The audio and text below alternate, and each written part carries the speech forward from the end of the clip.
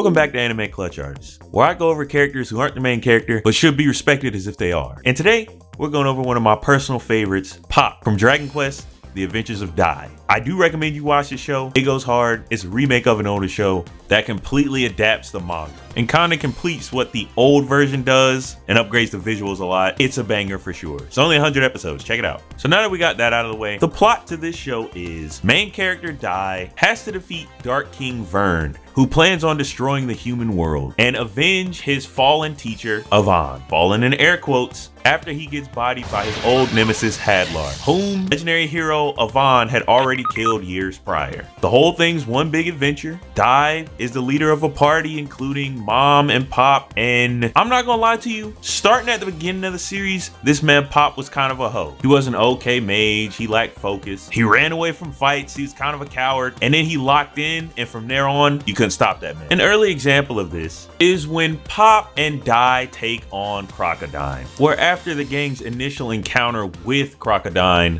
he just went ahead and said, Dai has that on his own, he got that, and then regrets it last second. He does show up and help Dai, but that initial little wave, I'm not gonna lie, I was looking at Popp like, you really this type of guy? Come on, bro. My faith was somewhat restored when Dai and Popp jumped this man Hyunkel. The initial encounter, Dai was getting sauced on. Hyunkel was also a disciple of Avon before he switched up and was able to counter Dai with Wave Slash. And he kind of dipped off with Mom. Not to mention his armor was crazy and his sword was also crazy. He could straight up bind you with dark magic. He was the Undead Legion commander, by the way. And not to mention his armor was entirely resistant to magic. So Popp goes, hey, his armor is resistant to magic. However, it is still metal. So what we'll do is we're gonna combine cast this spell. I'm gonna bring out the clouds. You're gonna direct the lightning and hit Hyunkel, and then you should be able to body him from there. After a night of practicing, they finally confront Hyunkel again, and the plan goes off. There's still a hitch with it. Hyunkel does get electrocuted and is stunned briefly, but he's able to break out and he spams his binding spell and is about to follow up with Bloody Scribe to finish him off when Popp yells, Dai, use the lightning. So Popp had created a storm around the ring for them to have a constant supply of lightning so they could cook this man Hyunkel. Dai reaches his hands up, creates a lightning slash, beams this guy with a lightning infused Avon Strass. Popp would then go on to get his next showing on Volge Island when Dai and the gang go to defeat Flazar. Flazar takes siege of the island, makes one half an ice tower, the other half a fire tower that Dai's group splits into teams to destroy. And Popp trains with Matariv, who is the mage that traveled with Avon in his earlier days. Matariv teaches him Zoom and Sizzle, spells he was supposed to use to destroy the ice tower, but he got ran up on by Hadlar and bailed out by Hyunkel last minute in front of the hose. Oh, and Popp has a huge crush on Mom. Like, if you're not getting the names here, Mom, Popp, Uncle, but that's besides the point. The next arc is where you're gonna see Popp actually snap. So Dai encounters his father,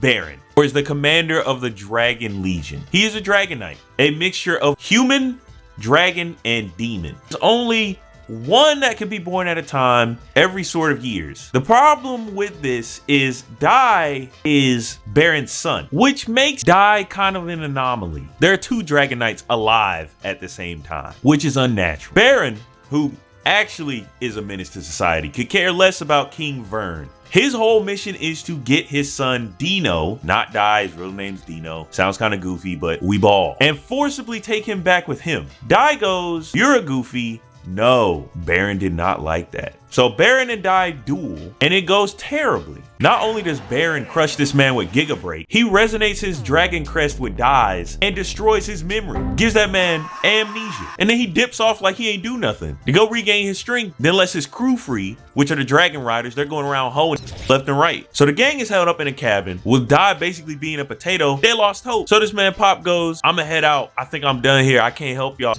And originally I was looking at him like, we doing this again? You might be a clown. But he really just runs out to go confront the Dragon Riders by himself, and it looks like he's getting hoed. But he's actually able to get close enough to blow one of the dragons up. And then Hyunkel pulls up for that tag team, and they start hoeing the rest of the Dragon Riders together. And once they ousted him, the whole squad minus Dai, because he's still a potato at this point, confront Baron again for a rematch. And it goes south fast. He is cooking these back to back to back. And Crocodile just needs to stay down at this point, because he has been getting hoed constantly throughout the entire series with little to no resistance. It gets so bad that But Popp has to use the same move that this man Yvonne used at the beginning of the series, Magante, to blow himself up. It works well enough to kill Popp, but it doesn't do anything to Baron. But it's enough to snap Dai back to his senses and he gets his memory back. And once Dai and Baron start going at it, and I mean they are going at it, they're going straight band for band. Out of nowhere, Baron gets hit by Popp, who mind you is a corpse at this point. He somehow willed himself back to life for 1 second, and that distracts Baron long enough for Dai to land a significant blow on him. And once these two finish up scrapping, Baron goes, I got so much respect for this little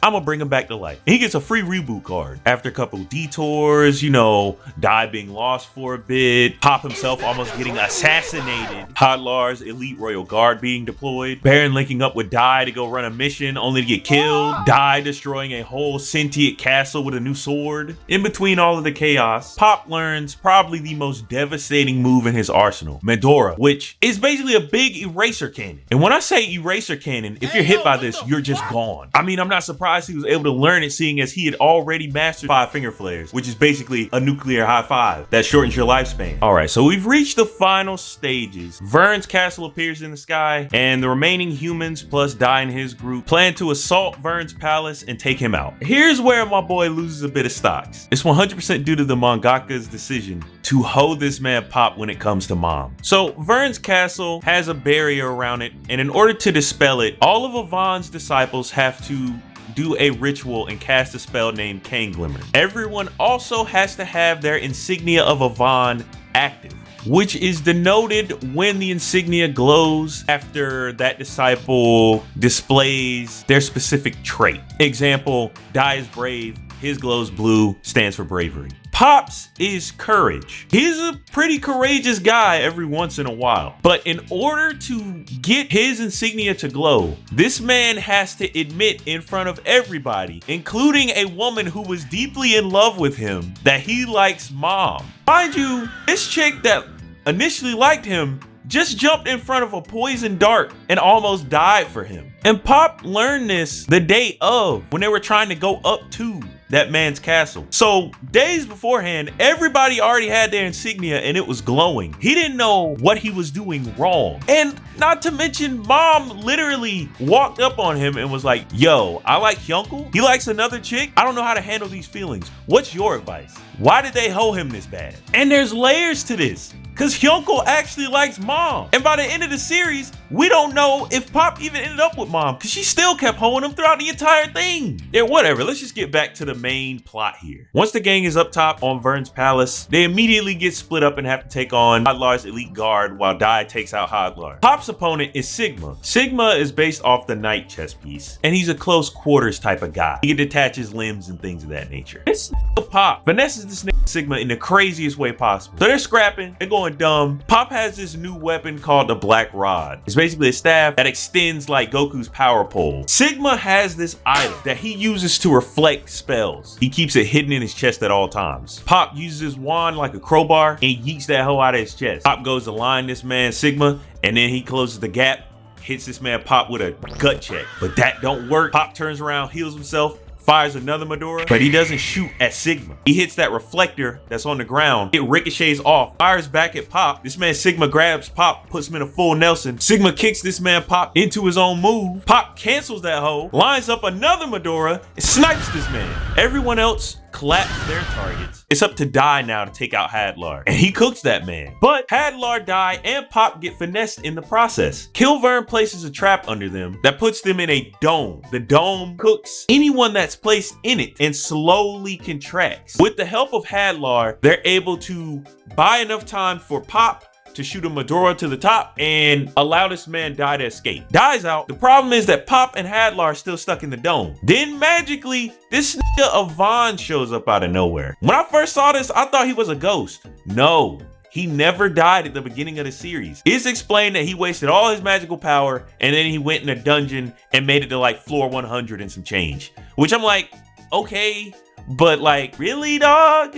That's how we're doing that? Once they're saved, we move on to the next stage, which everyone confronts Miss Vern. Oh my goodness, bro. Miss Vern is actually a demon. Miss Vern is getting legitimately jumped, and a lot of these moves are landing. Some are missing and he's just swatting them away, but Mom lands a direct shot on this man with Refractor Fist.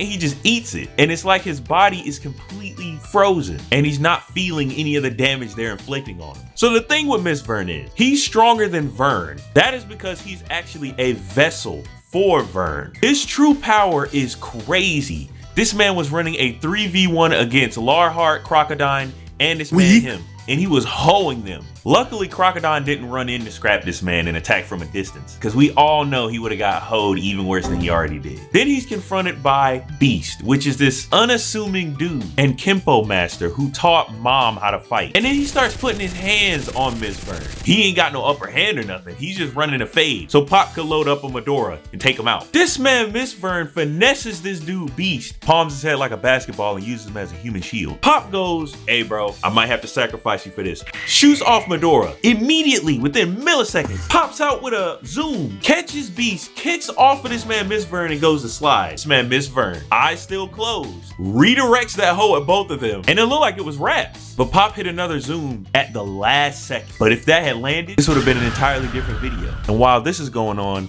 Dai has been scrapping with the old Vern, who has his magical powers, but no strength, really. That is, until he returns to his original body. And then we get a final battle. This is when we reach peak Dragon Quest hours. And I ain't gonna lie, the group got finessed. This man Vern cracks out the demonic guard of heaven and earth, which allows him to use 3 techniques simultaneously. Phoenix Wing, which deflects anything you throw at it. Calamity End, which is where he chops the f out of you. And then he finishes up with a Kaiser Phoenix and just point blank booms you. And as he's washing the group, he starts sealing them all in orbs. Everyone except for Popp, and him and Dai finesse the life out of this man Vern. Popp runs up with a spell, launches it at this man, and then follows up with his staff to bonk him with it. This man Vern breaks both of them, launches his spell back with the Kaiser Phoenix, and then this man Popp puts his chest out because he has the artifact he stole from Sigma wrapped around his chest, which reflects both Kaiser Phoenix and his spell back at Vern. Blows that man up. This man Dai slides out the cut with a Von Strass and chops this man Vern's arm off. Dai then plunges his sword into this man Vern's chest, and it looks like they got the upper hand. And then this man Vern reveals his master plan. So this man hid 6 black cores around the planet.